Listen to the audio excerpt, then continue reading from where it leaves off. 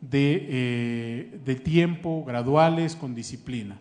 Y creo que ambas tienen sus virtudes y ambas tienen también sus riesgos.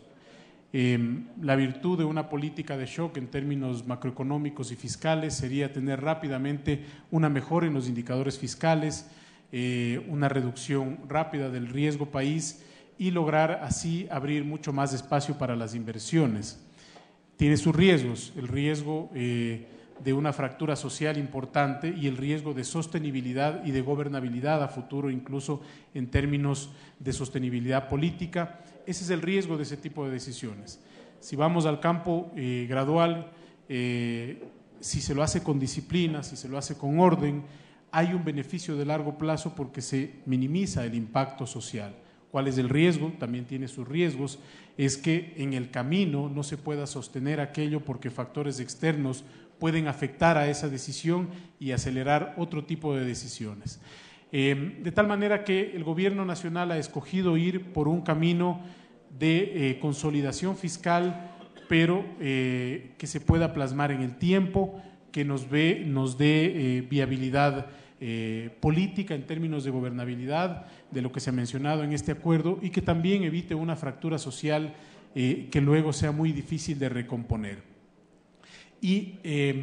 es un reto importante porque la urgencia con la que muchos de los sectores ven la necesidad de cambio puede hacer que las medidas o prever que las medidas que se están tomando no lleguen a la velocidad que se requiere. En el sector productivo, por ejemplo, hay un fuerte esfuerzo para quitarle aún más la carga excesiva que tiene en términos de trámites, en términos impositivos, etcétera, pero tenemos que irlo haciendo, insisto, con orden para sopesar los balances macroeconómicos que necesitamos resolver.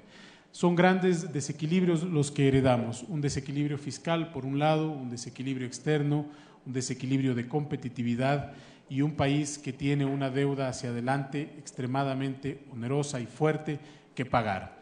El presupuesto general del Estado, que ha sido enviado ya por el presidente de la República a la Asamblea Nacional para su análisis, tiene esa visión, apunta a una reducción del déficit fiscal en el orden de 3.2% del PIB, ese será el resultado esperado en el 2019,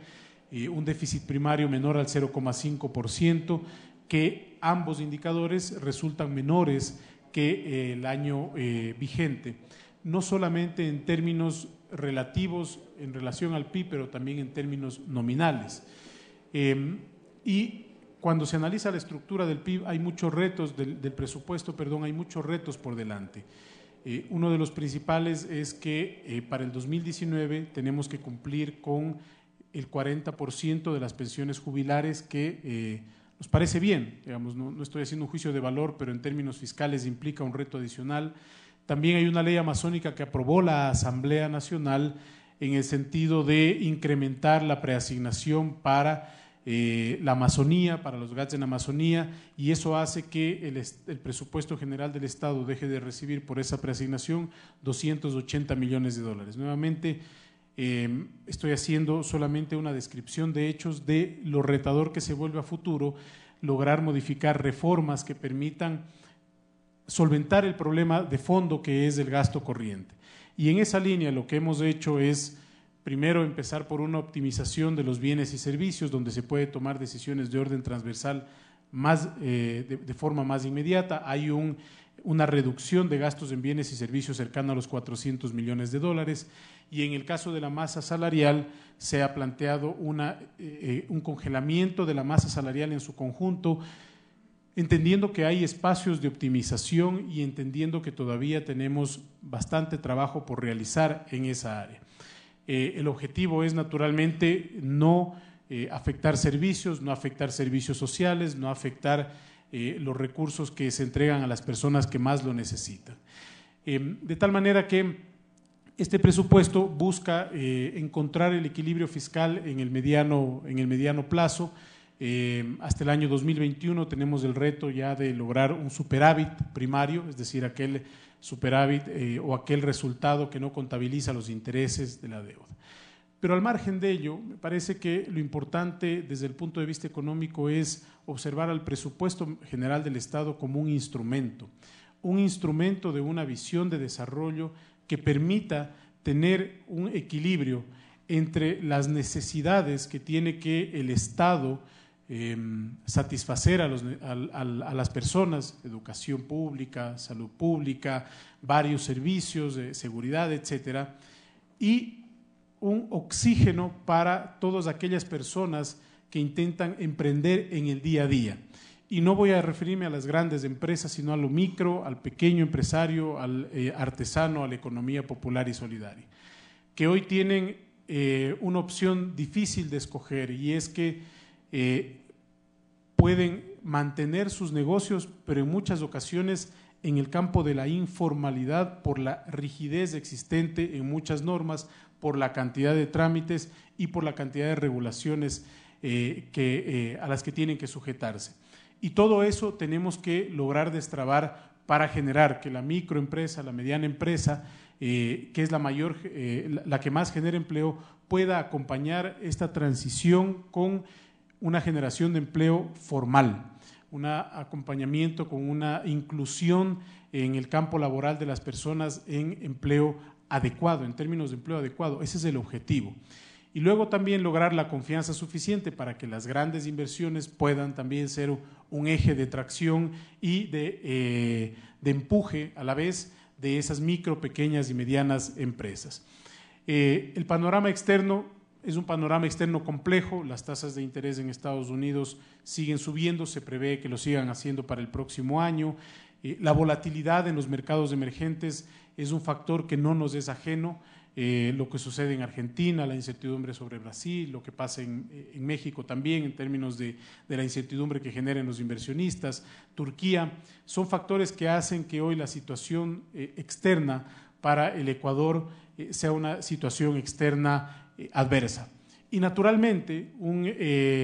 gap de credibilidad que tenemos que construir en el tiempo para lograr que el Ecuador sea observado como un país destino de inversiones y un país sostenible en el tiempo, sobre todo en sus finanzas públicas, y sostenible en el tiempo para poder garantizar nuevamente estos servicios que tanto necesitan las personas que menos tienen.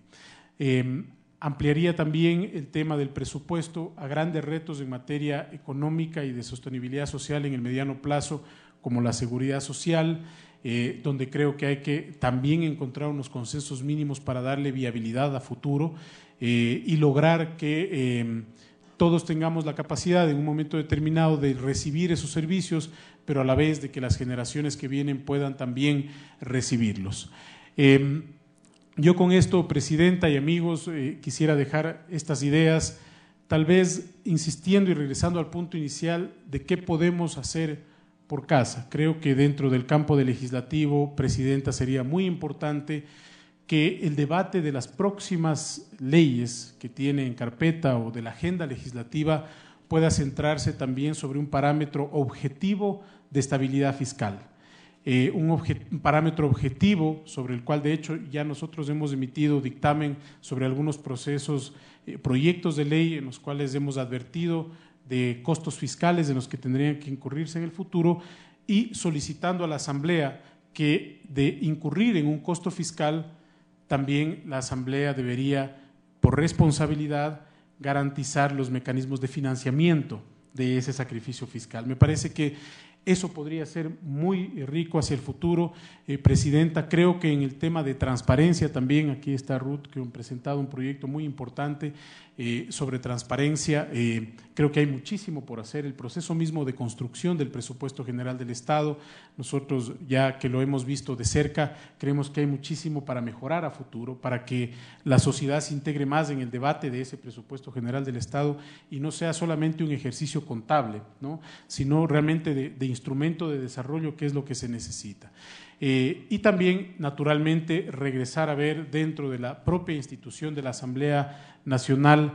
qué espacios de optimización existen, para ajustar la economía y el tamaño del Estado a la realidad de lo que se puede sostener en el mediano y en el largo plazo. Insisto, las necesidades son infinitas, pero los recursos son escasos y, en consecuencia, un sacrificio nuestro, de todos los que estamos aquí hoy, lo único que hace es permitirles a las generaciones que vienen detrás, a nuestros hijos, a los nietos, que no tengan que enfrentarse a un escenario mucho más grave en el futuro y que no tengan que estar sujetos a decisiones mucho más dolorosas. Estamos a tiempo y por eso me parece que es destacable este acuerdo nacional por la gobernabilidad, Presidenta, amigos, para lograr establecer unos puntos mínimos que nos permitan abordar de manera seria, técnica, sin apasionamientos, sin demagogia de por medio, cómo podemos encontrar las soluciones para darle sostenibilidad a nuestra economía. Muchas gracias.